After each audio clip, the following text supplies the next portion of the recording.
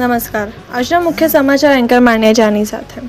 Panoli police station વિસ્તારમાં આવતા વિવિધ ગામોના હિન્દુ મુસ્લિમ અગ્રણીઓ, શાંતિ સમિતિના સભ્યો તેમજ સ્થાનિક તાજિયા કમિટીના હોદ્દેદારો આ બેઠકમાં મોટી સંખ્યામાં હાજર રહ્યા હતા.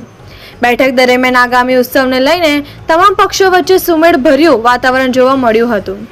બેઠકમાં મુખ્યત્વે તાજિયા જુલુસો અને પરંપરાગત રૂટ, કાયદો અને વ્યવસ્થાની પરિસ્થિતિ તેમજ ઉત્સવ દરમિયાન પડતી સ્થાનિક મુશ્કેલીઓ અને પ્રશ્નો અંગે ઊંડાણપૂર્વક ચર્ચા વિચારણા કરવામાં આવી હતી.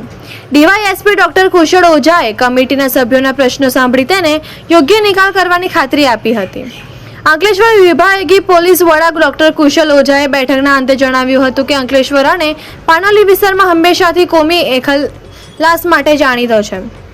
આગામી તાજિયા ઉત્સવ પણ સંપૂર્ણ શાંતિપૂર્ણ, આસ્થા અને ભાઈચારાના માહોલમાં ઉજવાય તથા કાયદો અને વ્યવસ્થાની સ્થિતિ સુદૃઢ રહે તે માટે તમામ નાગરિકોએ પોલીસ તંત્રને સહકાર આપવા માટે ખાસ અપીલ કરવામાં આવી છે.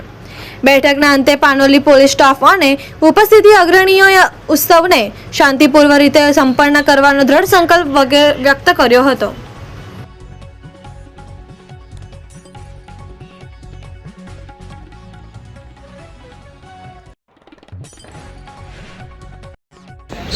તારીખ 25 અને 26ના રોજ અંકલેશ્વર વિસ્તારમાં, પાનોલી વિસ્તારમાં મોહરમનો તહેવાર ઉજવવા જઈ રહ્યા છીએ.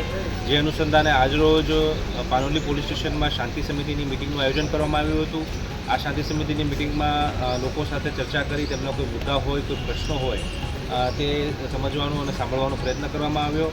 અને મુખ્ય ઉદ્દેશ્ય હતો કે આ કાર્યક્રમ અને આ તહેવાર છે એ કોઈ પણ પ્રકારના વિઘ્ન વગર સરસ રીતે ઉજવી શકાય તેના પ્રયત્નના ભાગરૂપે આ શાંતિ સમિતિનું આજે પોલીસ સ્ટેશન ખાતે આયોજન કરવામાં આવ્યું.